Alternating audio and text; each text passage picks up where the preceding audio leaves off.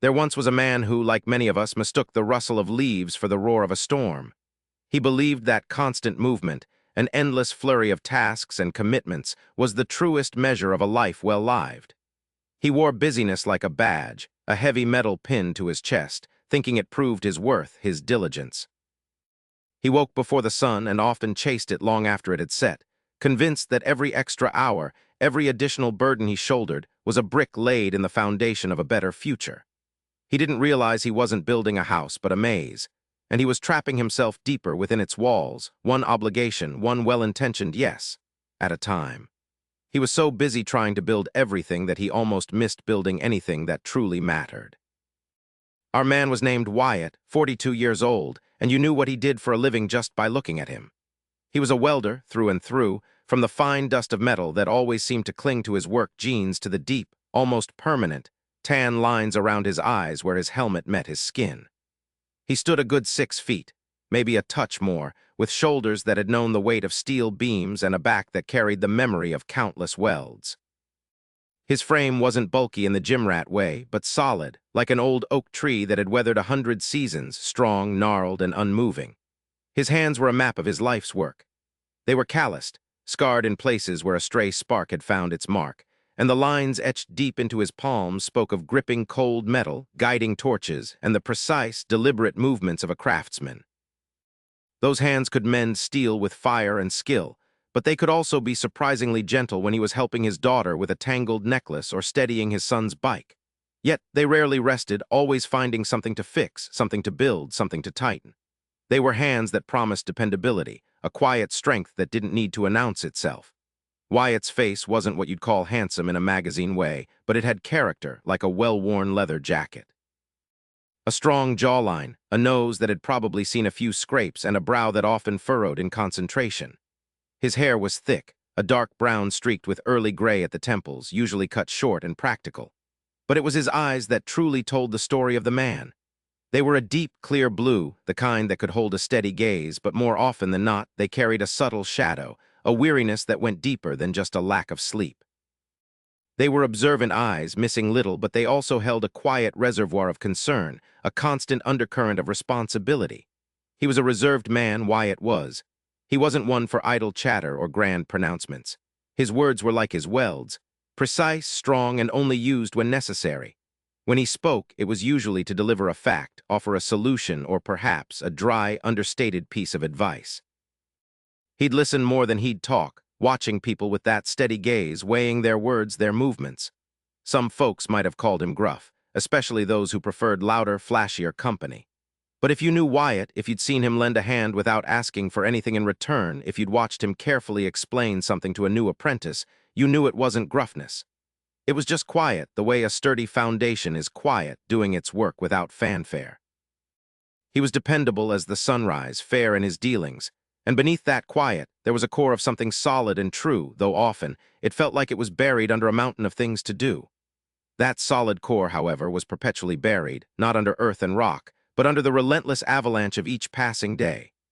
Wyatt's life was a meticulously constructed cage of routine, bolted down with responsibility and the unyielding demands of making ends meet. The old alarm clock, a relic from before digital everything and smart devices, chirped its insistent tune at precisely 5 a.m. every single weekday.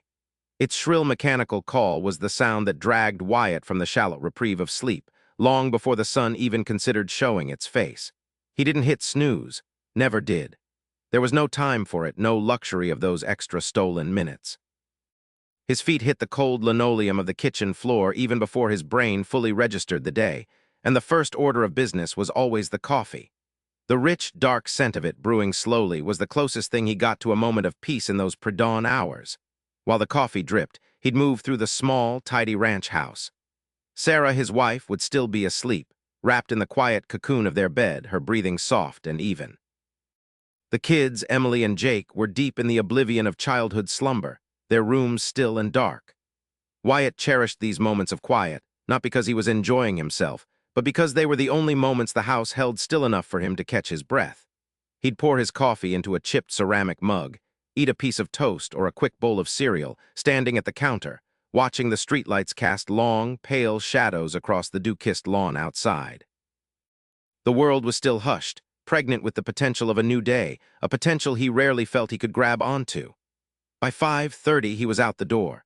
The air was usually crisp, sometimes biting, smelling of damp earth and the distant, ever-present tang of industry that hung over their town like a permanent low cloud. His pickup, an older Ford with a persistent rattle in the passenger door, grumbled to life, its headlights cutting weak paths through the still dark roads. He'd pass the skeletal frames of half-built warehouses, the sleepy glow of refinery stacks on the horizon, the silent, hulking shapes of factories that would soon roar to life. This was his landscape, the backdrop to his grind. The welding plant was a symphony of organized chaos by the time he clocked in. The air inside was thick, a blend of ozone, burnt metal, and sweat, a smell he hadn't noticed in years until someone new pointed it out. Grinders shrieked, overhead cranes rumbled, sparks flew like metallic fireworks, and the steady, rhythmic thump-thump-thump of heavy machinery vibrated through the floor. Wyatt would pull on his heavy leather apron, don his helmet, and grab his torch. Another beam, another seam, another bead laid down with the practiced precision of a man who could do it blindfolded, a lifetime of muscle memory guiding his hand. Hours bled into one another, marked only by the lunch whistle and the gradual increase in the ache in his shoulders and lower back. It was good, honest work, he told himself. Important work.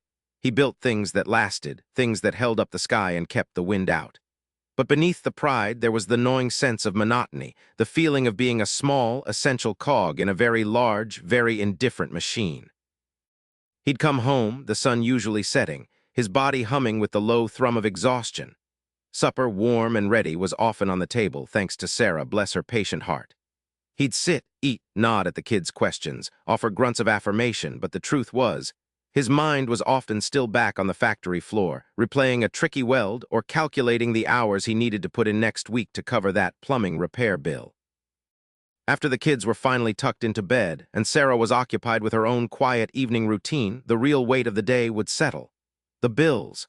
They spread out like a hand of bad cards across the kitchen counter. Mortgage, car payment, utilities, Emily's braces, Jake's new school shoes. There was always more month than money, it seemed.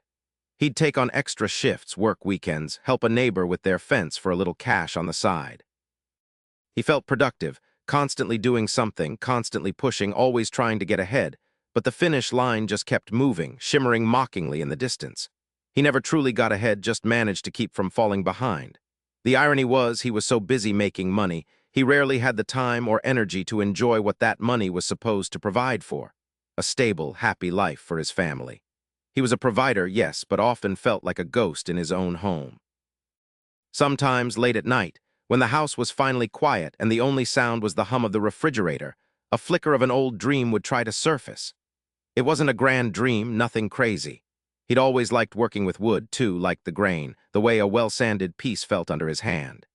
He'd imagined a small workshop of his own, crafting something more intricate than structural steel, furniture, maybe, or even just intricate wooden toys for his kids. Something with a bit more soul, a bit more of him in it. Or even just a week at the cabin up north, the one his granddad used to take him to, just him and the kids, truly present, no distractions, no phones, just the lake and the trees and the quiet. But those thoughts were fleeting, quickly crushed under the immediate, overwhelming weight of reality, of bills, of responsibilities. Dreams were a luxury he couldn't afford, a distraction from the constant push. He carried a deep, persistent worry, a hollow ache in his gut that no amount of hard work seemed to fill. Was he being a good enough provider? Was he giving his children the life they deserved? He saw other fathers, seemingly less burdened, laughing easily with their kids at the park or tinkering on a classic car in their driveways. He felt a sharp pang of envy and then immediate guilt for feeling it. He was doing his best, wasn't he? He was trying. But the truth was, he often felt like he was falling short, that no matter how many hours he put in, how many favors he did, how many commitments he piled onto his already overloaded plate, he was still missing something vital. He was always running, always doing, but rarely being. And the biggest demon, the one that kept him up at 3 a.m. staring at the ceiling, wasn't a fear of failure, but the quiet, terrifying suspicion that he was missing his life, day by grinding day, while he was busy living it. He was losing precious moments with the very people he worked so hard to support, too tired and distracted to truly connect. His unwavering persistence, his innate sense of duty, these strengths were slowly, surely turning into a cage. He just didn't know how to unlock the door. The week that followed was a blur of steel and sweat, even worse than most. A rush job for a new expansion at the plant, plus old man Henderson down the street needed his porch railing fixed yesterday, and Sarah had gently reminded him about the school's annual spaghetti dinner fundraiser he'd volunteered to help set up. He worked until his arms felt like lead pipes and his vision blurred from fatigue. Saturday morning dawned not as a promise of rest, but another item on the list. Take Jake to the park, just the two of them. It was a rare, treasured slot, squeezed between a quick run to the hardware store for Henderson's railings and picking up Emily from her friend's house. He tried, he really did. Pushing the heavy playground swing for Jake, his mind was still back at the plant, calculating the angle for a complex weld or tallying up the mounting bills. Jake, with his boundless 10-year-old energy, was chattering about a new video game, asking if he could get it. Wyatt nodded, grunted, offered vague assurances, but his eyes were scanning the park for other dads, feeling the familiar prickle of inadequacy. He felt a dull ache behind his eyes, a phantom vibration from the grinding wheel. "Dad!" Jake's voice cut through his haze, sharp with frustration. "Are you even listening?" Wyatt blinked, pulling his attention back with effort. "Yeah, kid, I'm listening." "Just thinking." He tried to soften his tone, but the words came out clipped, weary. Jake kicked at a loose pebble with the toe of his worn sneaker. "It doesn't feel like it. I asked you twice if we could go on the really big slide, and you just keep pushing me higher." A knot tightened in Wyatt's chest. The big slide, of course. That was the whole point of coming here. He'd been so lost in his own head, he hadn't even registered the request. A surge of irritation, born of pure exhaustion, flared. "Look, Jake, I'm tired, okay? I'm here, aren't I? I'm pushing you. What more do you want?" The words were out before he could catch them, harsh and unfair, laced with a bitterness he hadn't intended. Jake's face crumpled. His bottom lip trembled, and his eyes, usually so bright, filled with sudden tears. He didn't say another word. He just hopped off the swing, a small, slumped figure, and walked over to sit silently on a bench, looking at the ground. Wyatt watched him go, a sickening lurch in his stomach. He saw his own tiredness, his own anxieties, reflected in the shattered innocence of his son's face. He wanted to give Jake a good time, a memory, and instead he'd given him a dose of his own fatigue and resentment. The air hung thick with unspoken regret. He opened his mouth to apologize, but no words came. What was there to say? "Sorry, I'm too tired to be a good father." The thought was like a stab wound. Later that evening, after the spaghetti dinner fundraiser was packed away and Jake had gone to bed with a quiet, distant good night, Emily found him in the garage, wiping grease from his hands. She leaned against the doorframe, her 14-year-old self a mix of budding maturity and lingering childhood vulnerability. "Dad," she started, her voice soft, tentative. "Yeah, Em." Didn't look up immediately, still focused on the rag, on the mindless task. She paused, then pushed off the frame. "Why are you always doing something?" Wyatt stilled. The rag stopped moving. He looked at her then, really looked at her. Her brow was furrowed with a concern beyond her years. He saw it in her eyes, that same question Jake had silently asked at the park. "What do you mean, doing something?" he asked, trying to sound casual, but his voice felt thick in his throat. "Like, you're always fixing something or helping someone or working an extra shift. Even when you're home, you're usually tinkering or looking at papers or on the phone. You're never just there."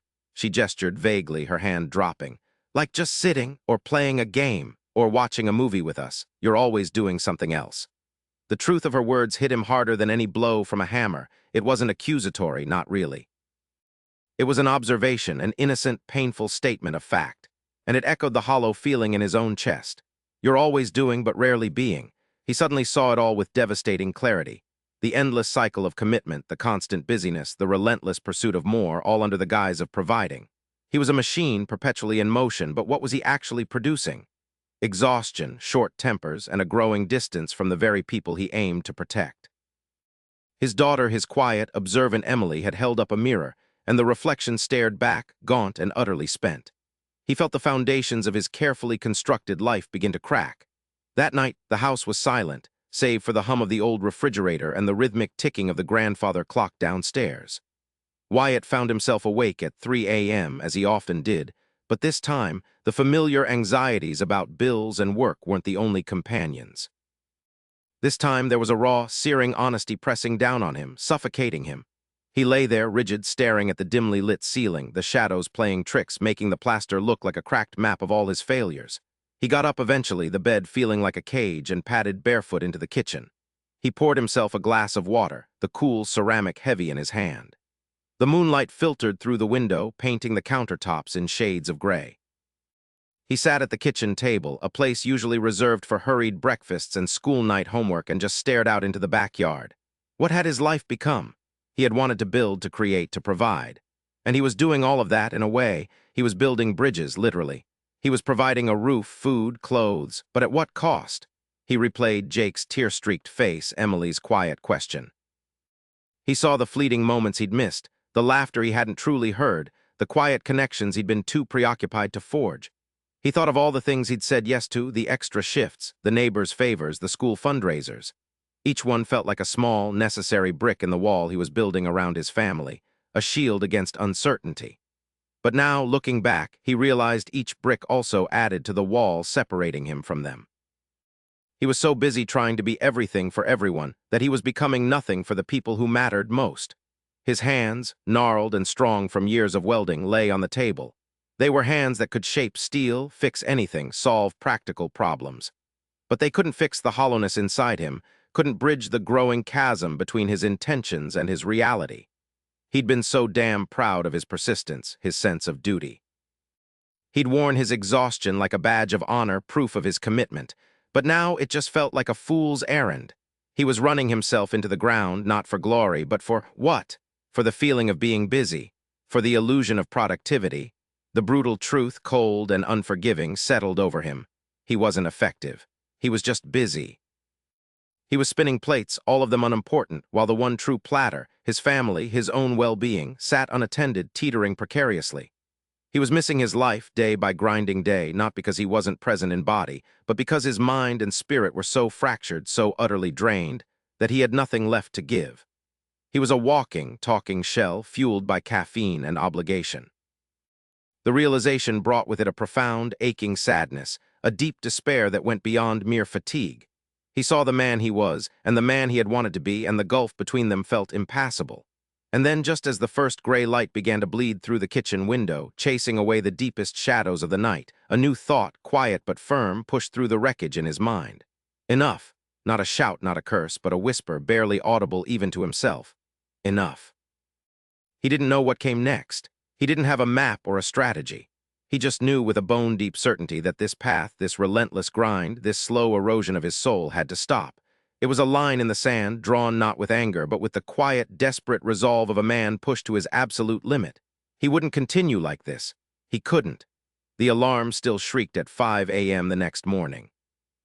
It felt different, though, sharper, more accusatory, like it was daring him to start another day of the same old hell. He lay there for a moment longer than usual, feeling the old familiar dread coil in his stomach. But this time, beneath the dread, was that faint echo of enough. He went through the motions of his morning ritual, coffee, toast, the quiet goodbye to Sarah still asleep. But his mind was already working, not on the day's welds, but on that whisper. Enough. What did that even mean? How did you stop being busy? How did you untangle a life that had become a knot of commitments and obligations? The thought felt overwhelming, like trying to empty an ocean with a teacup. He got to the plant, punched in. The air was thick with the smell of metal and sweat and anticipation. Just as he was pulling on his gloves, the foreman, Big Al, clapped him on the shoulder. "Wyatt, good man. Look, Johnson's out sick. Can you grab his shift this afternoon? Just 4 extra hours. We're swamped with that new order for the oil rig parts." Wyatt's gut instinct, honed by decades of being the dependable guy, the one who always stepped up, was to say yes. The words were already forming on his tongue. "Sure, Al, no problem." He could see the extra money, the satisfied nod from Al, the momentary feeling of being useful. But then Emily's voice, quiet and hurt, cut through his thoughts. "Why are you always doing something instead of just being there?" And Jake's face, tight with disappointment from the park. His throat felt dry, his jaw tightened. He looked at Al, then at the half-finished beam on his workstation. 4 extra hours. 4 extra hours he usually spent wrestling with dinner, or trying to catch a frustrated glance from Sarah over the kids' homework, or staring blankly at the TV because he was too tired to talk. 4 extra hours he usually used to feel like a martyr, not a father. "Al," he started, and his voice felt rusty, like he hadn't used it to say this particular word in a long, long time. I can't." Al stopped, his hand still on Wyatt's shoulder, a surprised frown creasing his brow. "Can't. You feeling all right, Wyatt? You never say no." Wyatt met his gaze, forcing himself to hold it steady. His heart was hammering against his ribs. It felt like he was saying no to his own identity, to the very fabric of who he thought he was. It felt like failure. It felt like weakness. "I'm fine, Al. Just I got plans for this evening. Can't shift them." He didn't elaborate. He didn't offer a half-truth or a vague excuse. He just stated it. A simple refusal. Al eventually shrugged, a little disgruntled, and moved off to find someone else. Wyatt could feel the foreman's lingering gaze, a silent question mark hanging in the air. He expected a wave of guilt, a flood of remorse for letting down a colleague, for not being the reliable Wyatt everyone knew. But it didn't come. Instead, a strange, small sensation unfurled in his chest. It wasn't triumph, not yet. It was more like space. A tiny, almost imperceptible crack in the suffocating wall of his obligations. A breath of air he hadn't known he was holding. That evening he was home at his usual time. Emily was in the kitchen, humming along to music on her headphones while making herself a snack. Jake was sprawled on the living room rug, absorbed in a video game. Sarah was upstairs, probably getting ready for her evening class prep. Normal, utterly, beautifully normal. And he was there, not just his body, but his mind, not scattered across overdue tasks and future obligations, but present in the quiet hum of his home. He walked into the kitchen, leaned against the counter. Emily took off her headphones, looking up, surprised to see him standing there, not immediately disappearing into the garage or the shed for some project. "Hey, Dad," she said, a hint of curiosity in her voice. "Hey, Em, what's for dinner?" he asked, a genuine smile touching his lips. It felt real. It felt good. He hadn't fixed anything, hadn't earned an extra dime, hadn't solved a crisis. He had simply not done something. And in that not doing, he had found a flicker of what he'd been missing. It was a terrifying, exhilarating step into the unknown, a first cut at the tangled vines of his overwhelming life. The morning after his first deliberate no, Wyatt woke up with a strange lightness in his chest, almost immediately followed by a familiar tension that pulled at his shoulders. It was like his body was still expecting the usual barrage, poised to spring into overdrive, yet there was nothing. No immediate demands clawing at his awareness, just the quiet hum of the house settling into dawn. He made his coffee, the old ritual of the day. But instead of immediately mentally assembling his day's to-do list, which used to feel like laying out a battlefield, he found himself staring out the kitchen window. The weak morning light, still hazy and cool, kissed the frosted grass, making tiny crystals shimmer. He watched the light strengthen, a slow, gentle rise. He couldn't remember the last time he'd just watched the sun come up without his mind racing through 100 tasks. The phone rang, jarring him from the quiet observation. It was Mark, another welder from the shop, whose old truck had been acting up again. Wyatt's first instinct, a reflex honed over decades, was to offer. "Yeah, I can swing by after my shift, Mark. Take a look, probably just a loose wire or maybe the alternator's playing up." The words were already forming on his tongue, a well-worn path in his mind. Then a sudden, sharp memory, Emily's quiet question, Jake's frustrated sigh, Sarah's tired, understanding glance. He stopped. He closed his eyes for a quick second, drawing a breath that felt surprisingly deep. "Hey, Mark," he said, his voice coming out steadier than he expected. "Man, I wish I could, but I'm swamped this week. Got a lot on the home front. Just can't fit it in right now." A small pause on the other end. Mark's voice, when it came back, sounded a touch disappointed. "Ah, no worries, man. Just figured you'd know. Thanks anyway." The click echoed in the quiet kitchen. Wyatt felt a pang, a familiar, uncomfortable twist in his gut right behind his navel. He was letting someone down. The old guilt, a loyal, nagging companion for years, came rushing back, whispering, "You could have done it. You always do. What kind of friend are you becoming?" He stood there, the lukewarm coffee mug in his hand, feeling the powerful urge to call Mark back to reconsider. It would only take an hour, maybe two. An hour less with his family, an hour less for himself. He could make up the sleep later or just push through. That's what he always did. He closed his eyes again, picturing Jake's face when he'd promised to finally teach him how to bait a hook this weekend. He pictured Sarah's relief when he was actually home, truly present for dinner. The knot of guilt, though stubborn, began to loosen. It didn't vanish entirely, but it receded, replaced by a quiet, determined resolve. This was harder than he thought. Much, much harder. Days turned into a week, then another. Each morning brought a fresh battle. His phone, which used to be a buzzing testament to his indispensability, now often felt like a live grenade he had to defuse or at least handle with extreme caution. One afternoon, the PTA called about volunteering to set up for the school fair. Sarah looked at him, hopeful, knowing his skills with a drill and a saw, how he could build anything. "Wyatt, they really need strong hands for the booth frames. You'd be perfect." He looked at her, then at the calendar hanging on the fridge. That Saturday, he promised Jake they'd finally fix his wobbly bike chain, then go fishing. He'd promised Emily he'd help her with that tricky algebra problem, a pang of guilt. Another, but this time it was different. He knew the source of the guilt. His own ingrained need to be everything to everyone. "Honey," he said, taking her hand, feeling the calluses on his against the softness of hers. "I can't this time. I promised Jake the bike and fishing. I promised Em the math. But I can help you brainstorm some ideas for easy setups and maybe lend them my heavy-duty clamps for the day if they need them." Sarah's face fell slightly, then softened. A moment of understanding, deep and unspoken, passed between them. "Okay," she said, squeezing his hand. "That's fair." It wasn't a clean victory. He could still see the faint disappointment in her eyes, even if she understood. The part of him that craved to be the hero, the fixer, felt a dull ache. He was learning that no didn't always make him feel good. Sometimes it just felt like less useful, less needed, less Wyatt. By the second week, the old habits were practically screaming at him. His body felt restless if he wasn't doing something physically demanding after work. His mind kept cataloging all the things he could be doing, the ways he could be helping, the projects piled up in the garage. The sheer inertia of his past life was a powerful force, constantly trying to pull him back into its familiar, exhausting orbit. One Tuesday, after a particularly grueling shift under the glare of acetylene torches, he came home to a frantic call from Mrs. Henderson, the sweet, elderly lady who lived 3 houses down. Her sprinkler system had burst. Water was gushing from a cracked pipe, flooding her lawn. "Wyatt, dear, I know you're so good with pipes," she wailed.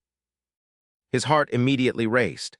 The adrenaline kicked in, a familiar surge that always preceded a rescue mission. "She needs help. It's an emergency. I'm the closest. I'm the fastest." He was already reaching for his toolbox, his body moving without conscious thought. Then he stopped. His hand hovered over the familiar metal lid. He closed his eyes. "What is essential? Is this essential for me right now? For my family? Or is it just another way to fill the void, to avoid being present, to avoid the discomfort of not being busy?" He saw Emily's face, Jake's smile, Sarah's tired eyes. He picked up the phone again, his thumb hovering over Mrs. Henderson's number, then making the call. He took a deep, steadying breath. "Mrs. Henderson," he said gently, trying to keep the tremor out of his voice, "I'm so sorry I can't come right now. I'm tied up. But I can call Mike from Henderson Plumbing for you. He's reliable and he can get there quickly. Let me do that for you." He could hear her distress, her mild confusion at his refusal. He felt like a heel. The guilt clawed at him, a physical sensation, like acid in his stomach, sour and hot.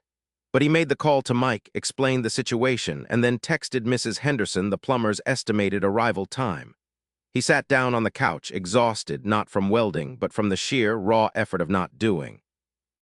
His hands, usually busy, lay still on his knees. It felt profoundly unnatural. His mind raced, replaying the conversation, dissecting his failure to be the hero. He almost gave in, almost grabbed his tools and ran over there. The urge was a physical ache. It was moments like these, sitting in the quiet after resisting the urge to jump into action, that were the hardest. The silence felt loud, screaming for him to fill it. The stillness felt wrong, almost like he was doing something inherently bad by not being busy. He realized then that he had been using busyness as a shield, a way to avoid introspection, to avoid confronting the parts of his life that truly needed his attention. The parts that were uncomfortable. But he persisted. Each no matter how small or how difficult, chipped away at the mountain of obligations he'd built for himself. Sometimes he'd cave a little, agreeing to just one quick thing, only to feel the familiar dread creep back like a shadow lengthening, reminding him why he'd started this in the first place. He wasn't perfect. He stumbled. He felt the sting of disappointment, both his own and others. But he always remembered Emily's question, Jake's earnest face, the quiet joy of being present in his own home. And that memory, that tiny flicker of genuine connection, was enough to pull him back from the brink, to make him try again the next time.